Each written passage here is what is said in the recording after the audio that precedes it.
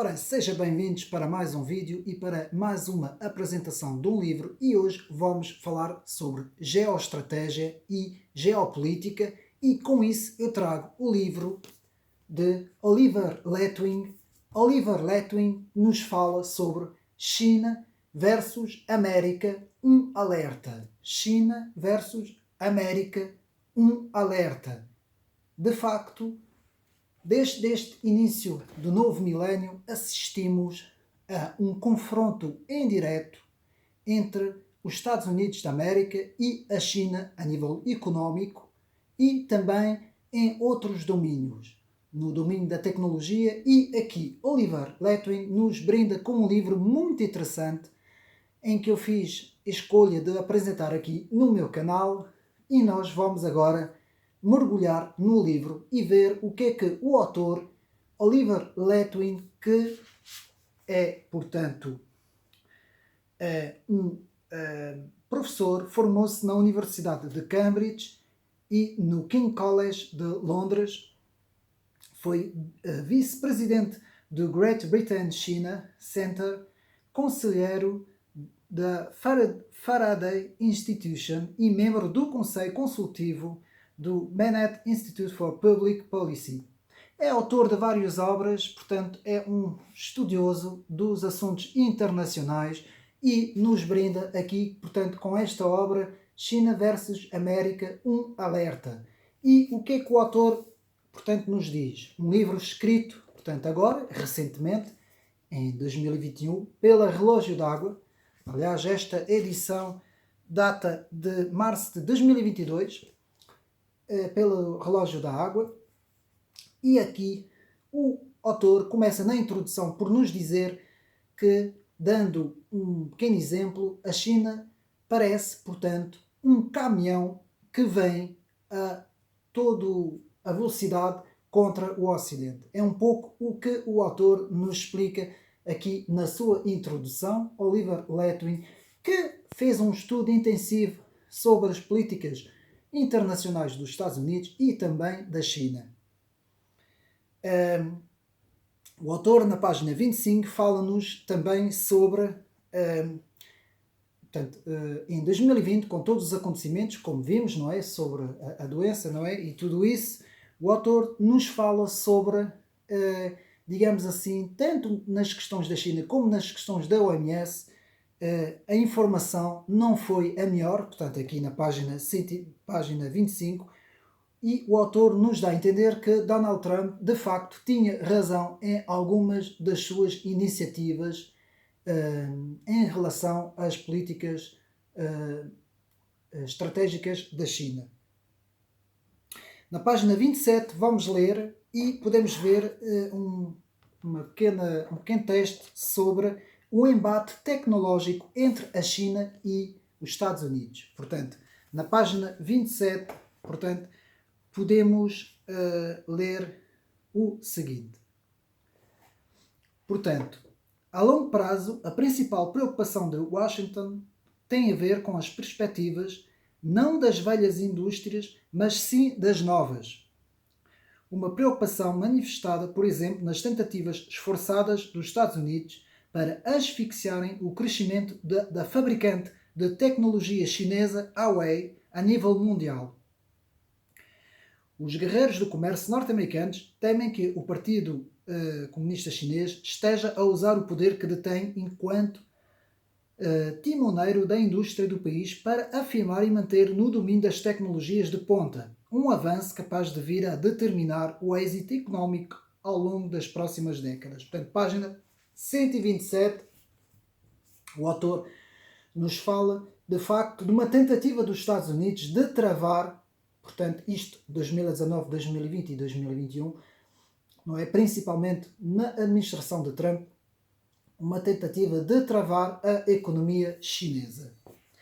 E depois em baixo podemos ler, entre 2000 e 2015, a taxa de investimento anual da China duplicou, com o investimento fixo anual a atingir no final desse período 5,7 bilhões de dólares.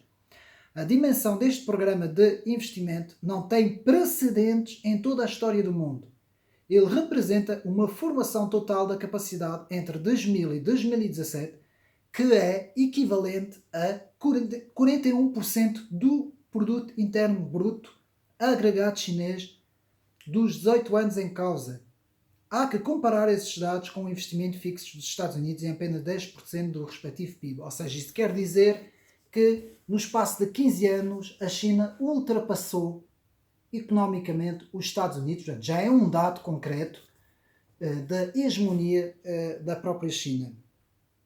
Com isso, na página 29, o autor nos fala de um documento chamado Documento Pós-Primazia Americana, que alerta para essa hegemonia económica da China, que tem vindo cada vez mais, portanto, a, digamos assim, tomar as rédeas da própria economia mundial. Não esquecemos o seguinte: noutro livro que fiz a apresentação sobre a desglobalização do mundo, falei sobre a importância de que, ao longo de 20, 30 anos, não é? Toda a década de 90 e 2000 e um bocadinho do final da década de 80, podemos dizer que com a deslocalização de uma série de grandes empresas da Europa e dos Estados Unidos para a China, o que é que aconteceu? O fenómeno foi o seguinte: a China, com isso, ganhou poder, não é? Foi-se armando economicamente e tecnologicamente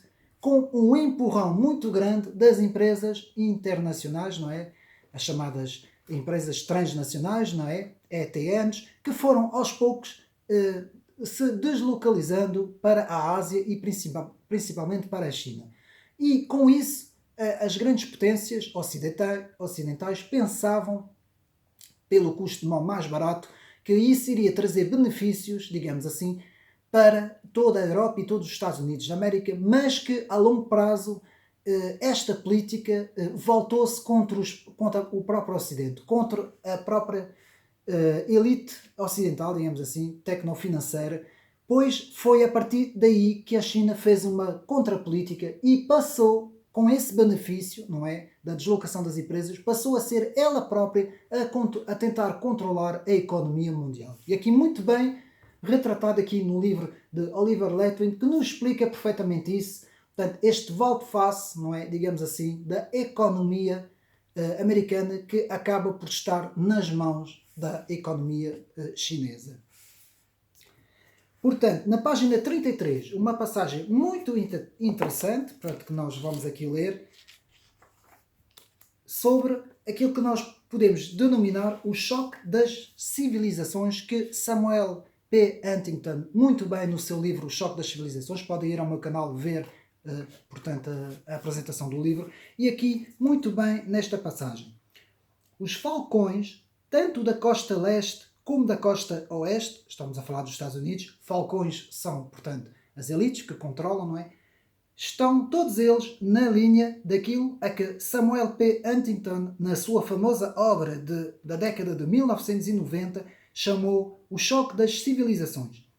Infelizmente, a profecia do professor Huntington de que iriam provavelmente surgir tensões entre civilizações rivais quando terminasse a Guerra Fria, concretizou-se designadamente em relação ao conflito entre Ocidente e o mundo islâmico. Huntington não era um neoconservador. Para ele era claro que, num mundo formado por civilizações fundamentalmente diferentes e em competição entre si, e não por atores estatais imbuídos de motivações ideológicas, qualquer esforço do Ocidente no sentido de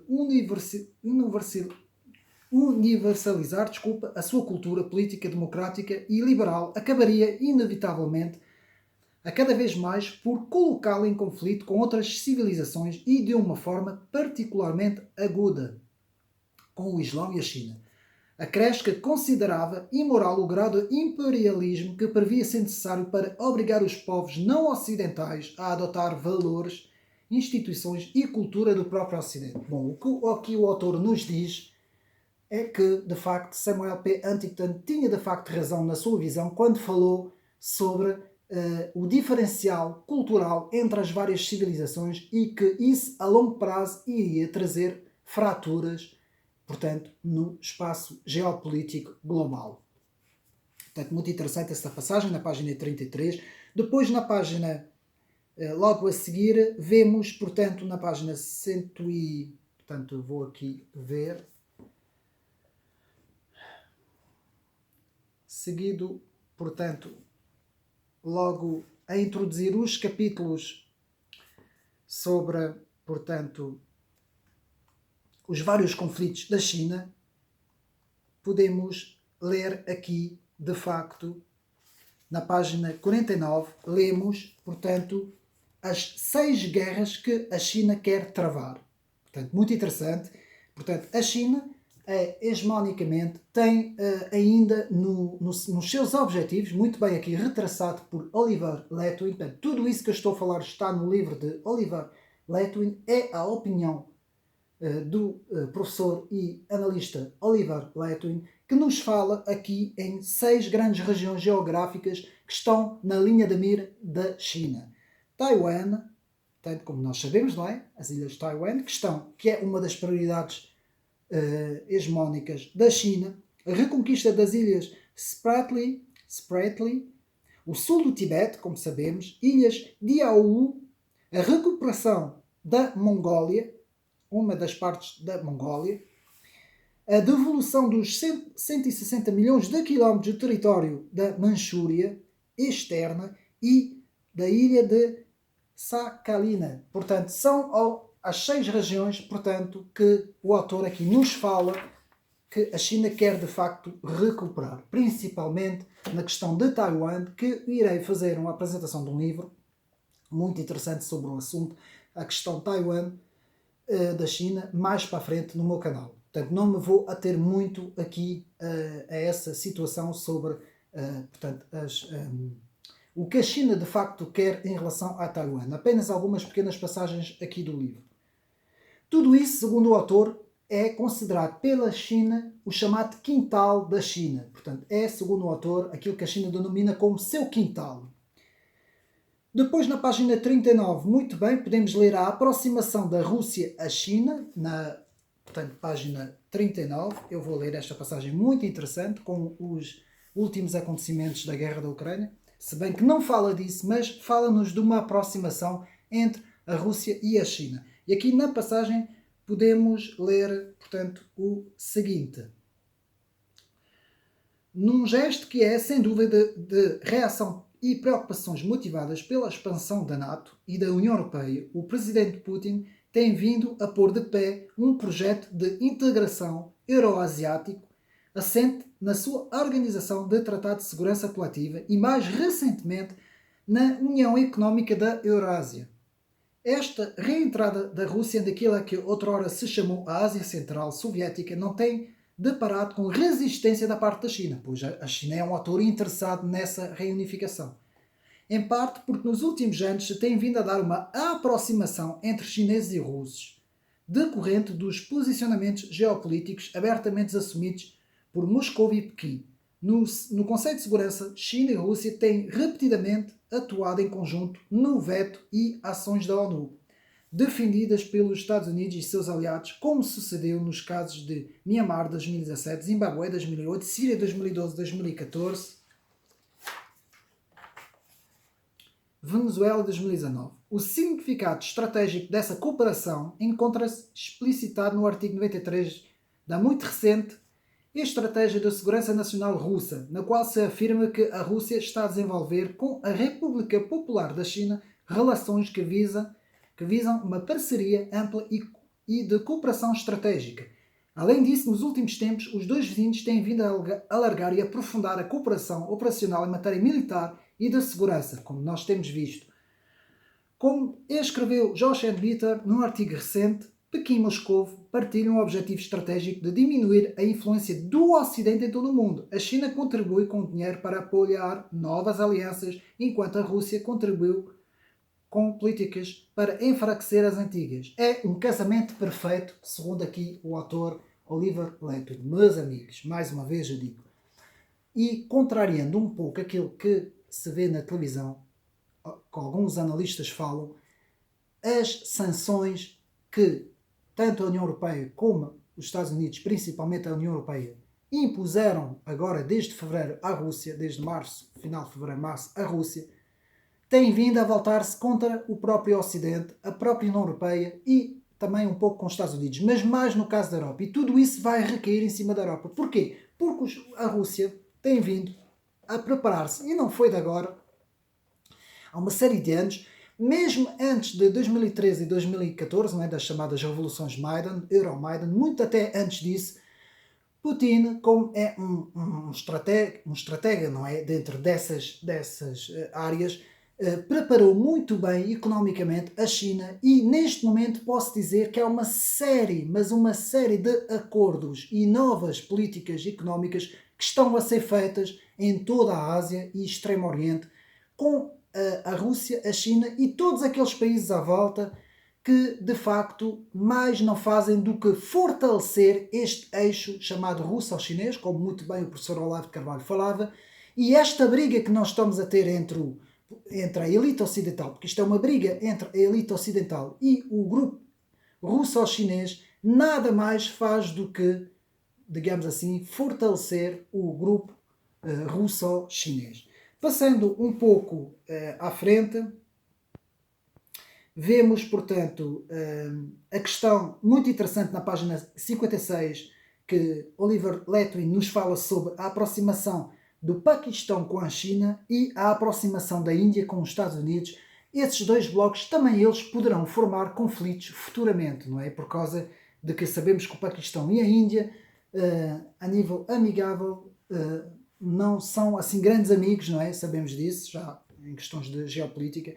Depois, então, na página 65, temos a questão de Taiwan, a importância da tecnologia de Taiwan, dos microchips e tudo aquilo que a China quer pôr a mão, não é? E por isso é uma zona muito importante, uma zona estratégica muito importante, Taiwan, não é? Como sabemos, é lá que são fabricados a maior parte dos chips, não é? A nível da economia mundial. Depois, na página 82, vemos a internet na China, já a ultrapassar a internet ocidental. Todo o dispositivo, portanto, numérico da China, falando também um pouco do crédito social, embora eu acho que é aqui uma grande ausência que o autor aqui nos faz neste livro, não aprofunda muito o assunto. Depois, na página 110, temos a ineficácia das organizações internacionais, ONU, FMI, OMC, o Banco Mundial e Sociedade Financeira Internacional, o SFI, na página 110, portanto, a ineficácia ao longo do tempo com os conflitos e também a nível económico. Depois vemos na página 111, eu vou ler, portanto, mais uma interessante passagem. E podemos ver a situação do intervencionismo norte-americano e da NATO e o que é que aqui o autor nos fala. Uma das consequências dessa situação foi a crescente utilização pelos Estados Unidos e seus aliados, a NATO, aliás, a NATO é um braço armado dos Estados Unidos, das chamadas coligações de boas vontades destinadas a realizar intervenções não sancionadas pela ONU. Afeganistão 2011, Iraque 2003, Síria 2014, a questão do Kosovo e da Iugoslávia em 95, a Bósnia 95 e 1999. Tudo isso, em cada um desses casos, os USA viram-se de um dos lados das discussões havidas no Conselho de Segurança, como a China e a Rússia, a assumir o lado contrário em cada um dos casos. E podemos dizer que a diplomacia da ONU a nada conduziu. Em cada um dos casos, seguiu-se uma intervenção armada dos Estados Unidos e da NATO sem que houvesse um mandato da parte da ONU. Meus amigos, isso também é outra situação que nós devemos estudar muito bem em termos de geopolítica, é que em termos de direitos internacionais e nos perguntarmos porquê que, portanto, em todas essas intervenções dos Estados Unidos e da NATO, em que morreram milhões e milhões e milhões de pessoas e nunca se viu absolutamente nenhuma contestação, praticamente nenhuma contestação na comunicação social, não é? E quando nós falamos do que está hoje a passar com a Rússia, vemos uma contestação mundial. É uma pergunta que fica aqui no ar, portanto o autor aqui não fala disso, mas é uma pergunta que fica aqui no ar, o porquê que uns podem e outros não é? É um pouco isso que nos fica, esta pergunta que nos fica no ar.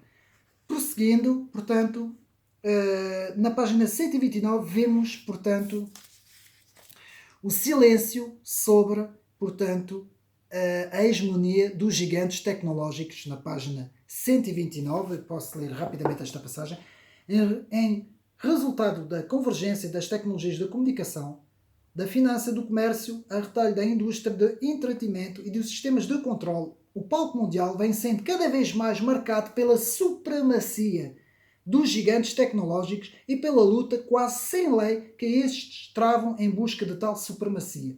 Sobre esses temas, as instituições e os acordos de comércio internacional do pós-guerra têm-se pautado por um silêncio quase absoluto. Página 129, o autor aqui, Oliver Letwin, nos fala sobre isso. Muito interessante esta passagem. Também uma pergunta que fica no ar. Porquê este silêncio? Depois, a ideia central do livro. Bom, eu procurei, não é? Eu li o livro do princípio ao fim, fiz anotações, estudei muito bem o livro e encontrei na página 170 aquilo que nós podemos dizer como ideia central do livro ou do texto, em que nós vemos a seguinte passagem.